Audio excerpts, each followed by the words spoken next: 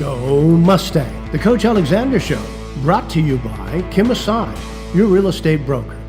Hello, Mustang Nation. Matt Carnes, Grapevine Booster here for Week 10 of the Coach Mike Alexander Show with head coach of your Grapevine Mustangs, Mike Alexander, coming to you from the Mustang Athletic Complex.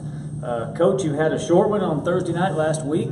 Season's done. You end up 8-2 overall, 5-2 in District 4 5A. But tell us a little bit about Thursday night, and then we'll talk about the season. Well, it went pretty much like we're hoping. We'd moved up a good number of young kids from the JV. The goal was, to get out of that game healthy, let our starters play early, get them off the field, and get some young kids on the field to get some valuable experience. And everything was going as scripted until the lightning hit beginning of the third quarter. And some of our JV kids that got moved up, their playing time got cut a little bit short, which I hated for them, but overall, we accomplished what we set out to accomplish: win the game, get out healthy, and get ready for by district. Well, you talk about the healthy exit for the season.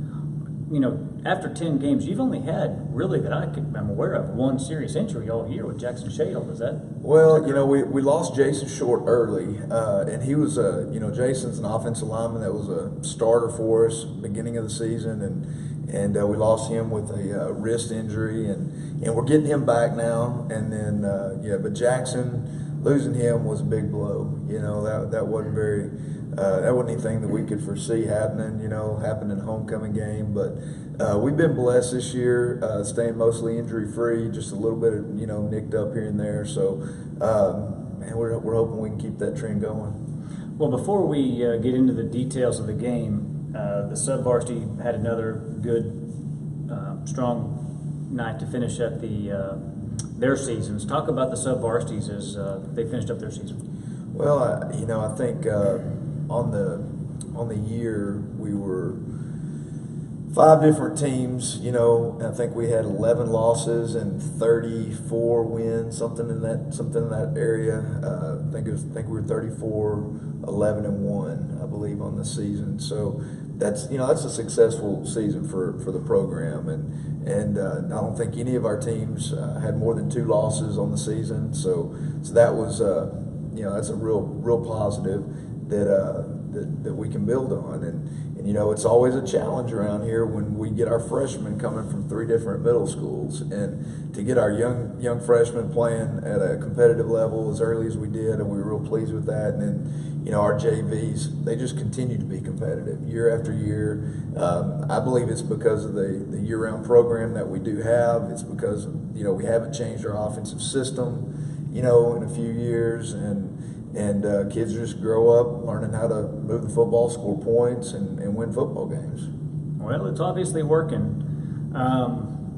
Talking about the overall season, you said early on that Azle you thought would be district champs. They wind up 9-1, lost only to Grapevine. Northwest winds up winning their district 8-2. One of their losses, of course, coming from Grapevine, but in Cooper, of course, back in the playoffs. So just talk about the overall season, the success the team had, and then we'll get to the playoffs. Well, yeah, so, the non-district that we had felt like it was going to be a competitive non-district. You never know about those games. Any coach wants to go into the season saying that we want to win. We're going to be 10-0, we're going to win every game. But, realistically, I always look at the season, and for non-district, those first 3 games is, are we making improvements? Are we improving? If you have a loss in there in those first 3 games, it's not the end of the world. It doesn't count towards the district, and it gives your kids and your team an opportunity to learn how to lose and get better, and then move forward. So the fact that we didn't have a loss in those first 3 games, I'm not going to say I was surprised, but I knew we had a tough schedule, and the fact that we made it out of there 3-0 with a new quarterback just speaks to our kids and their desire to win, and then they just built on that all year, and finished up district 5-2, lost to a good Birdville team and a good Denton Ryan team that God willing we win a few games, we might get to see both those guys again, and that's kind of what our goal is right now. Well, the way the UIL bracket lays out, if you win a couple of games, you'll start seeing them again. Overall for the season, I mean, what a great season. You have over 4,000 yards of offense. You know, I think if somebody had said Coach Cade Rhodes is going to end up with a 60% completion rate, he's going to throw 32 touchdowns and only 8 interceptions, I'd be willing to bet you'd have taken that happily. I don't know about the 8 interceptions, but yeah, the 32 touchdowns and the yardage and all that. Yeah, we'll take that. But no, I mean, heck, I've said it all year. You know, I knew by this time of the year, Cade was going to be playing at a very high level, and he is, and so there's no surprise there. You know, we expected this to happen. Well, and the other things, you got the great, you know, little things that turn into big things. Last year you had such a great kicking game, and this year you come in with a couple of new kids, and you got Sarmiento comes out 61 out of 62 on extra points. Yeah, I mean, I know it's we're blessed. You know, we have 3 really exceptional kickers in our program, and 2 that have been on the varsity all year that everybody knows about, and Sarmiento and Simon. And then we have Braxton Russell on the JV, who's competes with those guys every day, and he's a sophomore, you know, so he's still got a couple years left. And so the depth we have at our place kicker is strong right now. And you know, Felipe being 61 to 62, I remember the first day in the spring when I was telling him, okay, this is how it works. You know, they're going to snap the ball, and you can't start your approach until you see the ball come between the center's legs, and then you only have, you know, 1.2 seconds to get the kickoff, and he's done it flawlessly. And so really proud of Felipe and Oscar for that matter on kicking our field goals and kickoffs. So yeah, I mean, it's been a good year. and you've had a great group of seniors here to work with. Of course, we've talked about Cade, but you got Roshan, you got David, you got Jack Ertz, you got Alex Vergara. You got a really fun, really solid group of ball players. Just talk about the season they had as you get ready for playoffs. Yeah, you start getting, you start in retrospect looking back, and you start to get a little emotional because those guys have meant so much to this football team. Not just this football season, but in the off season and the summer and all that. And so all those guys you mentioned have had a fantastic year. Some of the finest football players I've ever coached, and a couple of the fiercest competitors in that group that I've ever coached. And I've said this before, and I'll continue to say it. I think one of the things that really has helped our offensive production also is the depth that our coaching staff has been able to create at the receiver position. With guys like Jacob Edwards, Sean Price, Austin Alexander, Griffin Edwards. Now, me and Jack Ertz were talking about this the other day. A year ago, if Jack ran go 40 yards down the field, he was going to have to run back, put his foot in the grass, and get ready to do it again. And now the way we've designed this thing is Jack going to run his go route as hard as he can. He's going to jog off the field. Austin or Griffin or Sean or somebody's going to step on, and we're not going to miss a beat. Then Jack will get back in the next play. And so our guys know they can run full speed routes, and they don't have to save anything in the tank, and know that they're not going to have to run 3 in a row, So that's been a huge thing. So credit to Coach Smith and Coach Loy and Coach Bowman and those guys for creating that depth too. Well, it's been fun to watch them, that's for sure. We'll go into look at some of the highlights here. We started the week off with Breakfast of Champions. Ricky Tejada came in and talked about mental toughness. Again, men, Breakfast of Champion this week, Thursday morning, 7:15. Don't want to miss it this week. But he talked about mental toughness, then we go into the game and have to deal with all kinds of conditions, which you guys are accustomed to dealing with. Well, it was cold, then the rains came in. We got to start off on a good note there. That was Alex Vergara catching the in route and speed turning out and going for 6. And then, we've seen this before, Roshan outrunning the pack. What a block by Alex Vergara Yeah. to get him around the edge. It's what you love about our skill kids. They're so unselfish. They don't care who gets the credit. They just want to win, and they'll do what it takes. There's a good block right there by Jack and Seth Tejada on the perimeter. David Clayton makes one miss and walks in. And that was the plan. We wanted to get the ball in our playmakers' hands early, and then get them off the field. This is a little bit later in the game. I think in the second quarter, Caleb Tejada, our freshman, getting a few carries, and that was one of the few times they tackled him on the night. He goes in untouched right here for 6 to follow that last big run. This was just, we've kind of learned to expect some of this quarterback run stuff when Austin goes into the ball game. He's kind of got a knack for finding a hole and making something happen there. And then come out second half, we snap it and hand the ball in the jet sweep to Seth. It was good to see Seth running in open space. The goal, like I said, we want all of our playmakers to get at least one touch.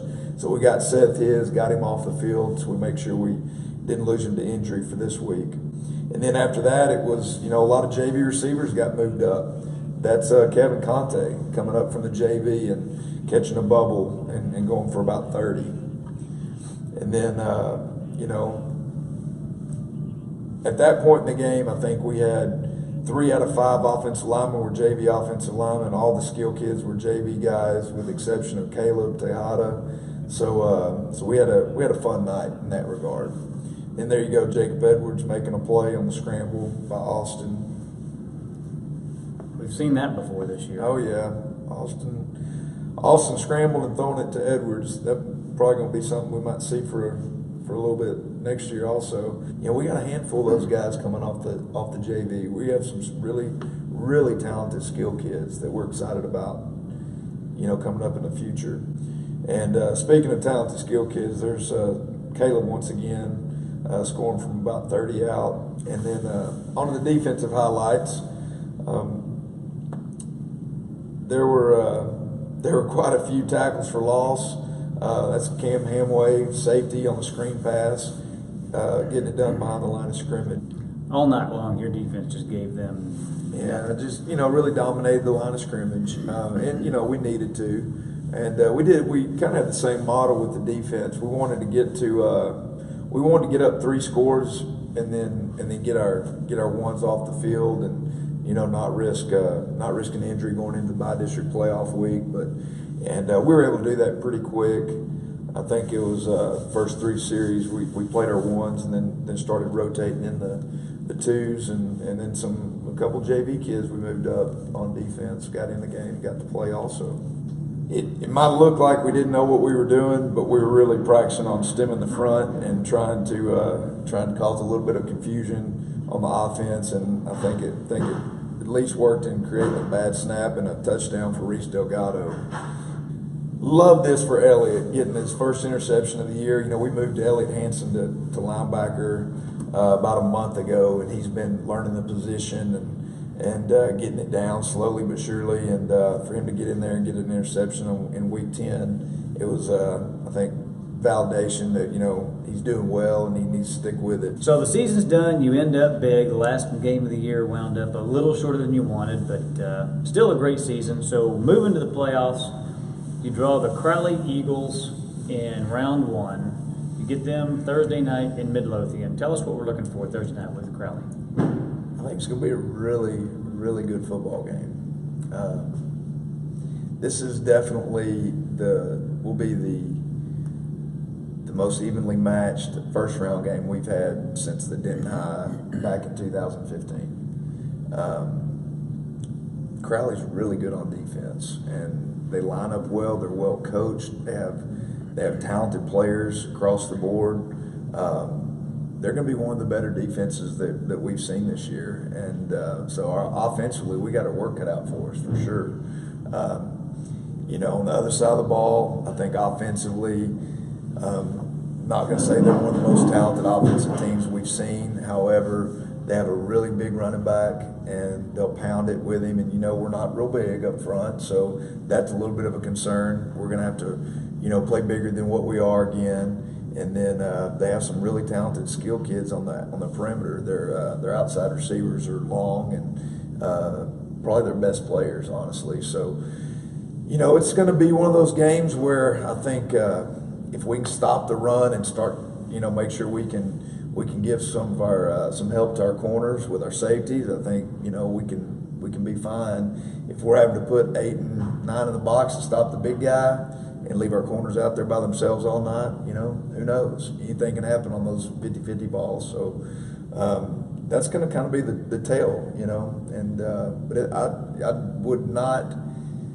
would not recommend missing this one. This one's going to be a good football game. Well, it's going to happen Thursday night, 7 o'clock in Midlothian. But before that, we have another special treat with Breakfast of Champions Thursday morning at 7 o'clock. Tell us about this week's Breakfast of Champions. Yeah, so we have a repeat guest, and from last year named Keith Davis. Keith played linebacker at USC, and then for the New York Giants, and he came and talked to the kids last year. And a lot of times we don't. You remember who spoke, and you remember kind of what they talked about, and it was good. But I remember exactly what Keith talked about last year. He was good. Fill the gap. I'll never forget his whole message, in all areas of your life. And so I'm super excited about Keith coming back and joining us. He's got a great heart. He does a great job speaking to young people, and so we're excited. Well, he's at almost all the games watching these kids. So he's going to be, he will be very familiar with this program. So men, don't forget it. Dads, men of the community, Thursday morning, 7 o'clock in the field house. Bring something for the players and the coaches. Do not miss it. Breakfast of Champions is something that is a real treat for this program. So we will see you there Thursday morning, and then Thursday night. And winner of this game, coach, is going to get a Texas geography lesson. Where the winner of this game gets to play the winner of an El Paso or Amarillo game. So that is right. There's going to be a Texas geography lesson coming up for one of these two. But you know what? If you win, hey, let's go west. Let's go play. Let's keep playing. Keep this thing going. Well, one thing that won't phase this team is traveling. There's no doubt. This team knows how to travel because they've done nothing but travel all year long. So That's good right. job, Team 99. Talk about fight on and fighting through it. You've done a wonderful job with that. So we will see you Thursday morning, 7 o'clock, then 7 o'clock in Midlothian Football Stadium. Appreciate Fred Ertz and Mark Assad and everybody who makes this one happen. And for everybody who's been a part of this one, we will see you next week. Go Mustang! The Coach Alexander Show, brought to you by Kim Assad, your real estate broker.